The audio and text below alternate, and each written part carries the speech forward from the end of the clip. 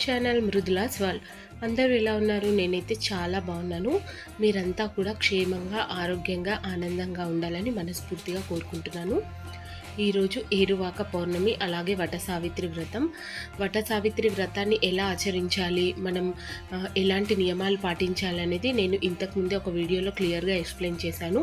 ఎవరైనా చూడనట్టయితే డిస్క్రిప్షన్ బాక్స్లో లింక్ ఇస్తాను, ఒకసారి చెక్ చేయండి. ఈరోజు వ్యవసాయదారులకి, అలాగే కొత్తగా పనులు ప్రారంభించే వాళ్ళకి, ఏదైనా మనం కొత్తగా చేయాలనుకుంటున్నాం, అది సక్సెస్ కావాలి అని అనుకునే వాళ్ళకి ఈ ఏరువాక పౌర్ణమి అనేది చాలా చాలా మంచి రోజు అని చెప్పుకోవచ్చండి. ఈ జ్యేష్ఠ పౌర్ణిమ, ఈ ఏరువాక పౌర్ణిమ అని ఎందుకు అంటారనంటే, రైతులందరూ కూడా కొత్తగా నాగలితో పొలాన్ని దున్నడం కానీ, అలాగే కొత్త కోతకు కోయడం కానీ, ఇలాంటివన్నీ కూడా ఈరోజు మంచి రోజుగా అన్నపూర్ణ మాతని కానీ, లేకపోతే వాళ్ళ గ్రామ దేవతను కానీ, ఏ అమ్మవారైనా ఒకటే కదా, అందరినీ పూజించి ఈరోజు పని స్టార్ట్ చేయడం అయితే మొదలు పెడతారనమాట.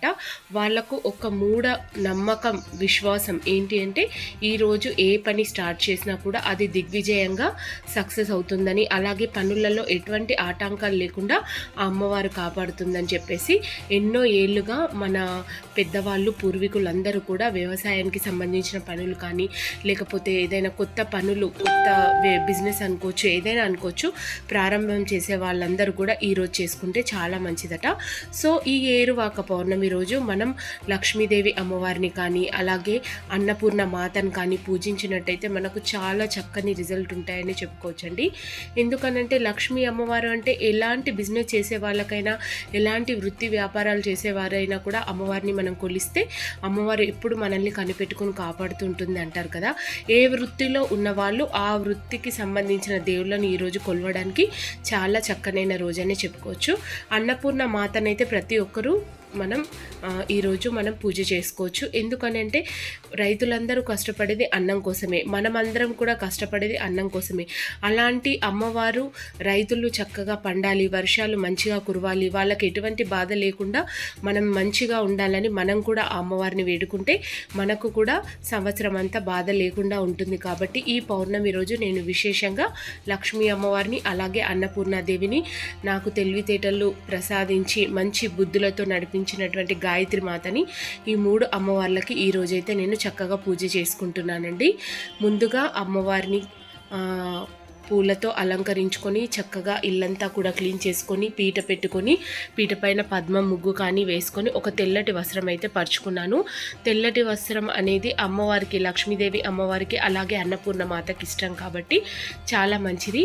అమ్మవారికి అయితే ఎరుపు పూలతో, అన్నపూర్ణ మాతకి నేను ఇంతకుముందు వీడియోలో కూడా చెప్పాను, తెల్లటి వస్తువులు, తెల్లటి పూలతో పూజిస్తే అమ్మవారి అనుగ్రహం మనకు తొందరగా దొరుకుతుందని.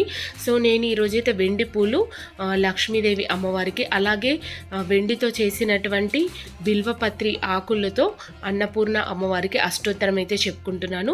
ముందుగా 2 అమ్మవార్లను, పౌర్ణమి కాబట్టి నేను తెల్లటి బియ్యం చక్కగా పరుచుకొని, ఖచ్చితంగా ఈ ఏరువాక పౌర్ణమి రోజు ధాన్యం కానీ, నవధాన్యాలు కానీ, వడ్లు కానీ, మక్కలు కానీ, మనం ఏదైనా సరే కొన్ని అమ్మవారికి సమర్పించాలి. మనమైతే రైతులం కాదు కాబట్టి వాళ్ళు గ్రామ దేవతకు ఫస్ట్ అక్కడ పెట్టి పూజ చేసుకొని కొబ్బరికాయ కొట్టుకొని పనులు స్టార్ట్ చేస్తారు. మనమైతే మన ఇంట్లో కొత్తగా తెచ్చుకున్న బియ్యం కానీ ఏవైనా సరే అమ్మవారికి సమర్పించి ఇలా పూజ చేసుకున్నట్లయితే సంవత్సరం అంతా కూడా మనకు బాగుంటుందని చెప్పుకోవచ్చు. సో నేనైతే ఇలా బియ్యాన్ని నిండుగా పెట్టుకొని అమ్మవారిని కూర్చోపెట్టుకొని చక్కగా పువ్వులు, ఆకులతో అలంకరించుకొని దీపారాధన చేసుకొని, వెండి పూలతో అమ్మవారికి, లక్ష్మీదేవి అమ్మవారికి అష్టోత్తరం అయితే చెప్పుకున్నానండి.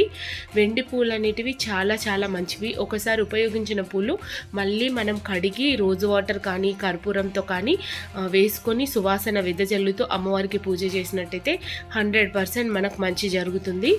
సో తర్వాత ఈ అమ్మవారికి ఇలా పూజ చేసుకున్న తర్వాత ముందుగా వినాయకుడిని ధ్యానించుకొని అమ్మవారి పూజ చేసుకున్న తర్వాత అన్నపూర్ణ మాతకు కూడా అన్నపూర్ణ అష్టోత్తరం చెప్పుకుంటూ, అలాగే అన్నపూర్ణ స్తోత్రం చెప్పుకుంటూ అమ్మవారికి చక్కగా బిల్వపత్రాలతో ఇలా అయితే నేను అర్చన చేసుకున్నానండి. అన్నపూర్ణే సదాపూర్ణే శంకర ప్రాణ వల్లభే జ్ఞాన వైరాగ్య సిద్ధ్యార్థం భిక్షాం దేవీ చ పార్వతి. महालक्ष्मी च धीमहि विष्णुपत्नी च धीमहि తన్నో లక్ష్మీ ప్రచోదయాత్ అని లక్ష్మీ గాయత్రి మంత్రాన్ని కూడా చదువుకున్నాను.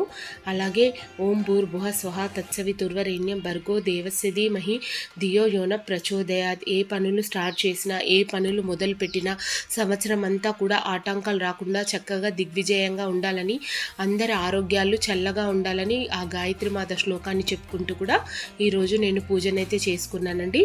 అమ్మవారికి ఇలా నిండుగా కమలాలతో, వెండి పూలతో కూర్చోబెడితే అమ్మవారు కమలాల మధ్య వచ్చి కూర్చున్నంత కలగా కనిపించారు. చాలా చాలా అందంగా కనిపించారు. అలాగే బిల్వ పత్రాలతో ఈ అన్నపూర్ణాదేవిని కూడా చక్కగా పూజించుకున్నాను.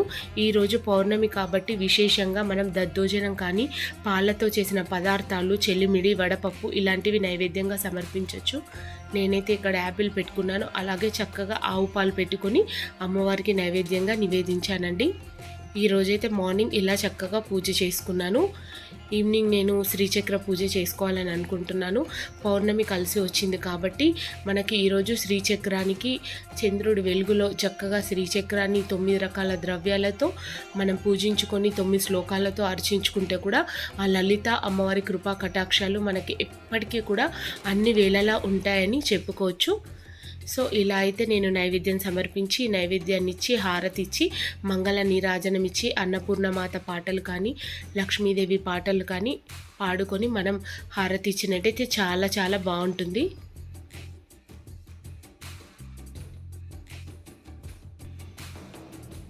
అలాగే ఈరోజు మన ఛానల్లో ఒక మంచి మాట, చాలా రకాలైనటువంటి నామాలు ఉంటాయి కదా, ఎలాంటి నామాన్ని జపిస్తే ఫలితం ఉంటుందో మనం ఈరోజు తెలుసుకుందామండి.